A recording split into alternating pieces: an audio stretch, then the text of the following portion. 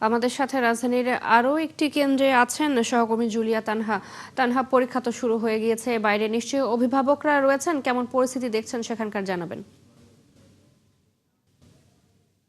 থেকে পরীক্ষা শুরু জানেন এবং পরীক্ষার্থীরা কিন্তু অলরেডি ইতিমধ্যে কেন্দ্রে ঢুকে গিয়েছেন এবং বাইরে অপেক্ষমান তাদের অভিভাবকরা রয়েছেন। এবং আপনি যেমনটি জানেন যে যদি এবার কিন্তু 18 লাখেরও বেশি শিক্ষার্থী এবার পরীক্ষা দিচ্ছে এসএসসি ও সমমান পরীক্ষা। এবং শিক্ষা মন্ত্রণালয় থেকে যেটি বারে বারে বলা হচ্ছে যে কেন্দ্রে সিসিটিভি ক্যামেরা বসানোর কথা এবং কড়াকড়ি এবং বাড়তি নজরদারির একটি কথা বলা হয়েছে। এবং সেটি মাধ্যমে এটি যেটি দেখেছি যে কেন্দ্রে যখন শিক্ষার্থীরা কেন্দ্রে প্রবেশ করানো হচ্ছে এবং কোনো ক্ষেত্রেও স্মার্ট ওয়াচ সংক্রান্ত বা এই সংক্রান্ত কোনো ইলেকট্রনিক ডিভাইস কিন্তু তাদের আসলে নিতে দেওয়া হচ্ছে না। ফোন থেকে শুরু করে অন্য কোনো ডিভাইস তাদের সাথে নিতে দিচ্ছেন না পরীক্ষা কেন্দ্র থেকে, যেটি চেক করা হচ্ছে। এবং আইন শৃঙ্খলা পরিস্থিতিও আমরা আসলে বেশ নজরদারির মধ্যেই দেখেছি যে শিক্ষার্থীরা যাতে পূর্ণাঙ্গভাবে সুষ্ঠুভাবে কেন্দ্রে প্রবেশ করতে পারে এটি তারা নিশ্চিত করার জন্য কাজ করে যাচ্ছেন।